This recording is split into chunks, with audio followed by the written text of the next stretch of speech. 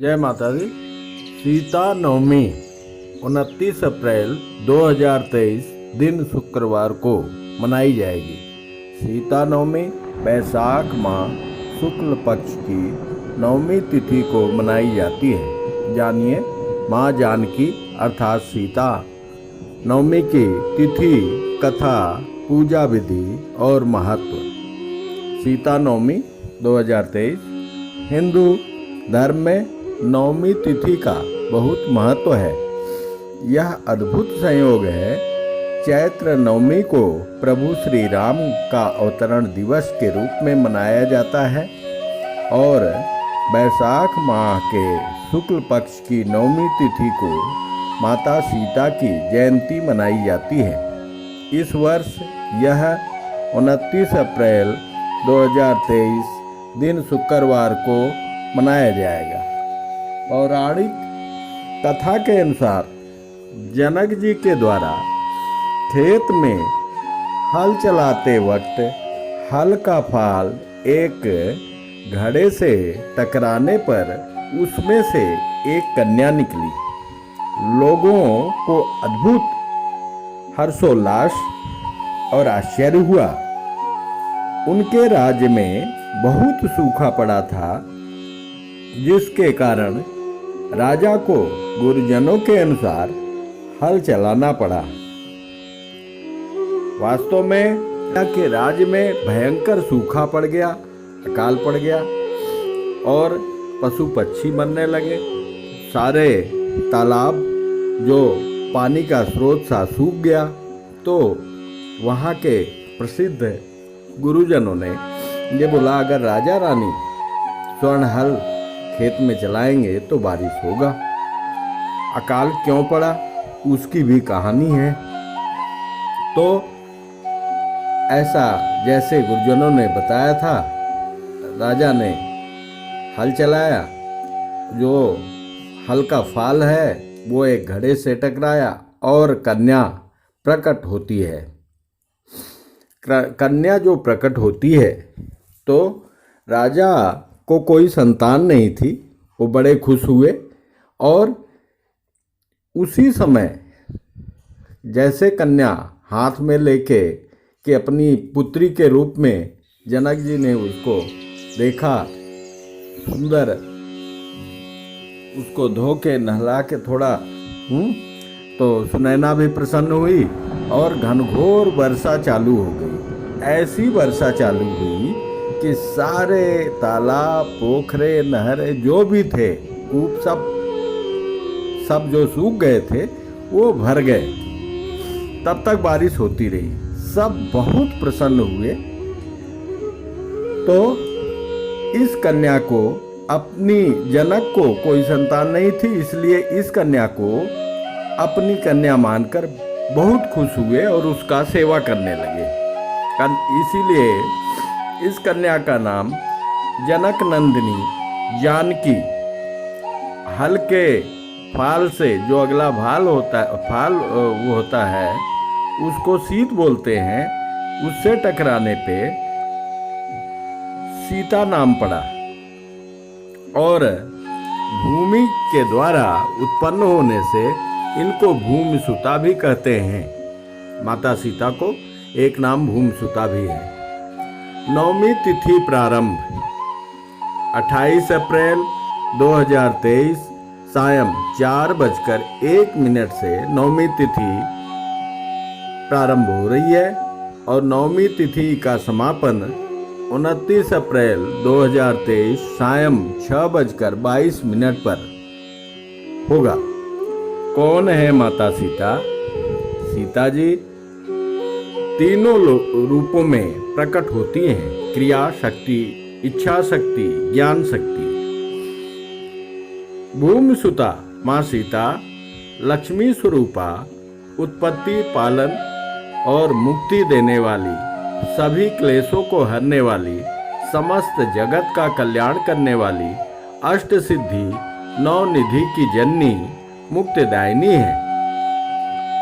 इन्होंने ही हनुमान जी को अष्ट सिद्धि और नौ निधि प्रदान किया था। जब हनुमान जी गए थे लंका में तो उनको माता सीता का अमोघ आशीर्वाद प्राप्त हुआ था। सीता नवमी व्रत का महत्व।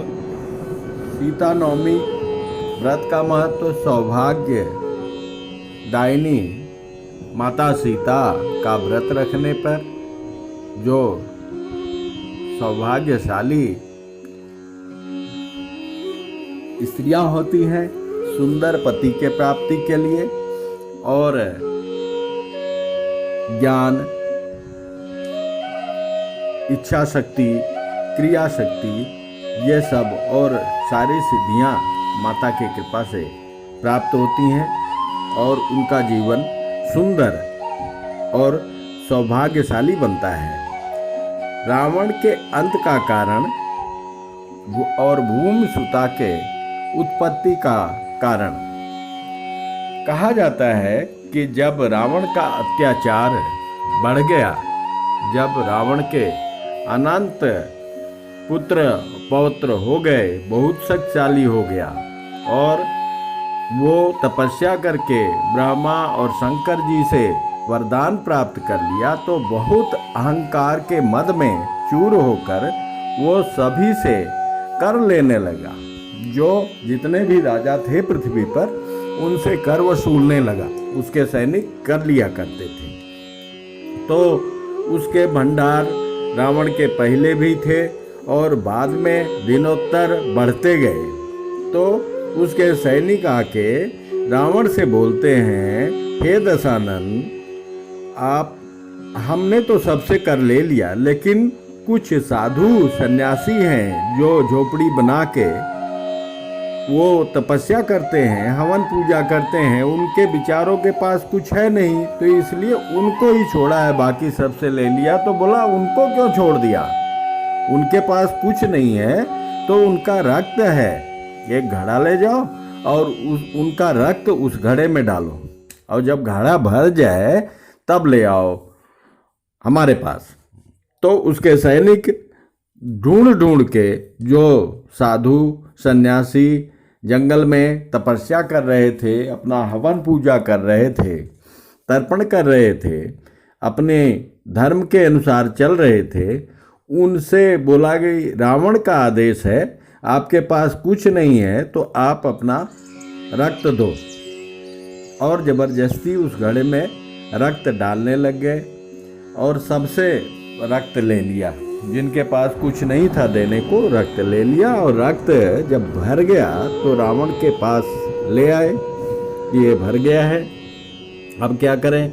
रावण ज्ञानी भी था, बोला ये साधु महात्माओं का रक्त है, अगर हमारे राज्य में रहेगा तो यहाँ भयंकर उपद्रव होगा। तो वो अपना पुष्पक विमान से जाकर उसके सैनिकों के साथ गया और जनक राजा जनक थे, वहाँ उस घड़े को पृथ्वी के नीचे दबा के गाड़ के चला आया और तभी से जनक के राज्य में भयंकर अकाल और सूखा पड़ने लगा। और राजा के जैसा बताया है, राजा को हल चलाने पर यह कन्या प्राप्त हुई और राजा ने इसे अपना कन्या मानकर इन माता सीता का पालन पोषण किया। अब माता सीता एक कन्या होने के बाद तो इस घर का सौभाग्य लौट आया और उनको छोटी सुनैना को एक पुत्री और प्राप्त हुई जिनका नाम उर्मिला पड़ा। माता सीता का विवाह श्री राम जी से और उर्मिला का विवाह लक्ष्मण जी से हुआ। कुशकेतु जो राजा जनक के भाई थे, उनकी भी दो पुत्रियां थी, मांडवी और कीर्ति। उनका मां जी के साथ हुआ और सुतकीर्ति का विवाह श्री शत्रुघ्न जी के साथ हुआ। इस प्रकार इन चार पुत्रियों का विवाह एक ही मंडप में एक ही समय ये संपन्न हुआ। राजा दशरथ श्री भगवान प्रभु श्री रामचंद्र के पिताजी थे, वो आए अपने बारात लेके, तो वशिष्ठ जी आदि गुरुजनों ने एक साथ चारों भाइयों का विवाह संपन्न कराया।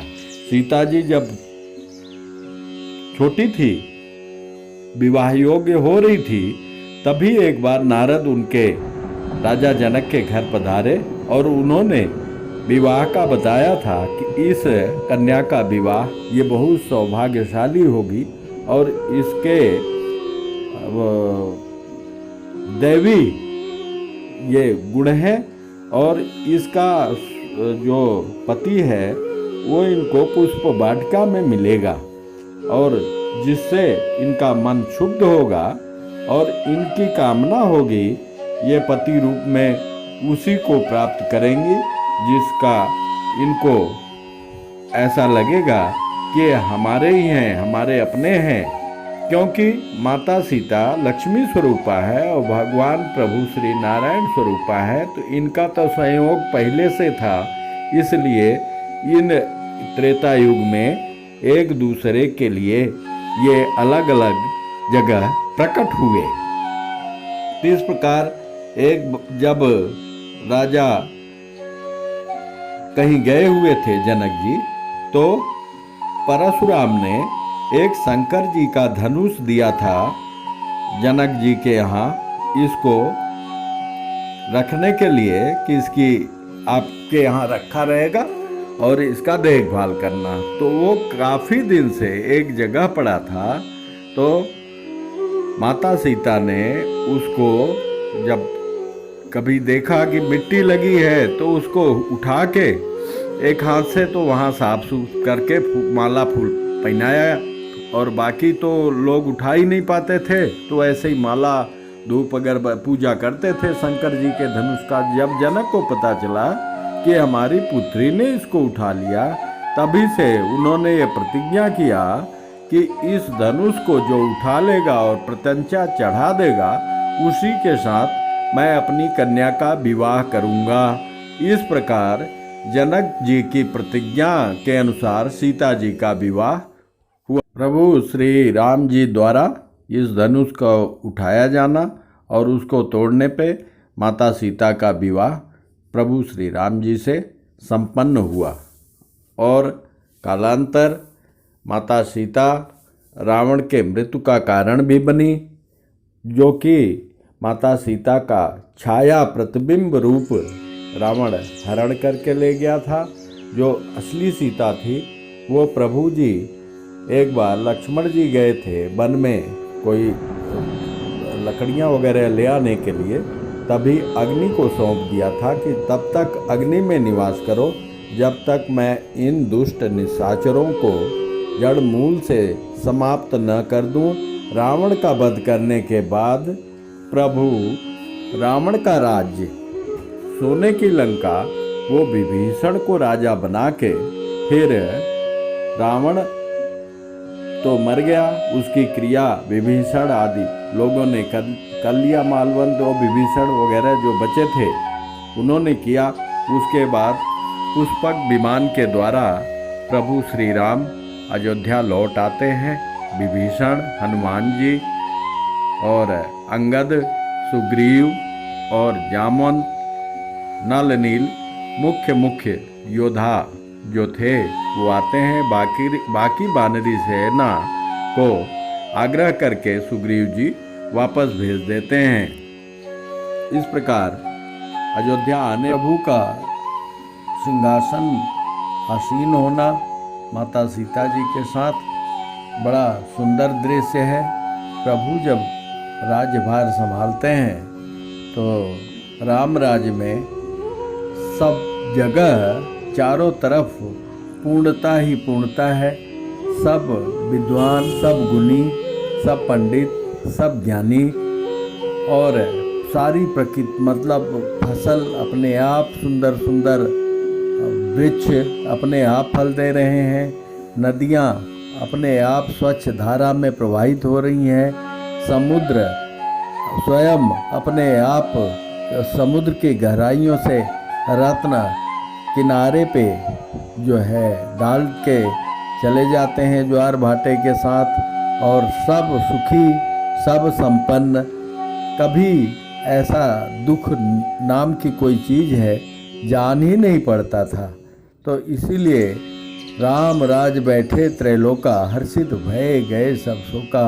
उसके बाद सभी भाइयों को दो दो पुत्र रत्न की प्राप्ति होती है और पुत्र भी अतुलित बलधाम, जिसमें माता सीता अपने पुत्र लवकुश को कर्मयोगी बनाती हैं। वाल्मीकि आश्रम में स्वयं निष्ठा के साथ और क्या धर्म होता है, क्या सेवा होती है, क्या तपस्या होती है, इसके साथ कैसे सारे गुण उन लवकुश के अंदर माता सीता के प्रताप और वाल्मीकि जी की कृपा से, ऋषि प्रसाद से वो सारी विद्या, वाल्मीकि ब्रह्म ज्ञानी थे, उन्होंने ऐसा पुष्ट किया इन दोनों बच्चों को कि इन्होंने समय प्रांत जब अश्वमेघ घोड़े को पकड़ लिया तो उसको छुड़ाने के लिए हनुमान जी को भी बंदी बना लिया और सभी भाइयों को परास्त कर दिया। जब प्रभु श्री राम घोड़े को छुड़ाने के लिए आए, उसी समय वाल्मीकि जी आके उस घोड़े को वापस करा दिया, जिससे प्रभु श्री राम जी अश्वमेघ यज्ञ को पूर्ण कर पाए। और इनके वीरता की अद्भुत कहानी है। और प्रभु श्री राम तो अंतर्यामी है और हनुमान जी बुद्धिनाम अग्रगण्यम, उन्होंने अपनी तपस्या और ज्ञान के बल पर स्वयं अनुमान कर लिया था, जान लिया था कि ये माता सीता और प्रभु श्री राम के पुत्र हैं, इसीलिए वो स्वयं भी बध गए थे। जय श्री राम, जय हनुमान, जय माता सीता। धन्य है अतुलित लवकुश, धन्य है आपकी जय हो।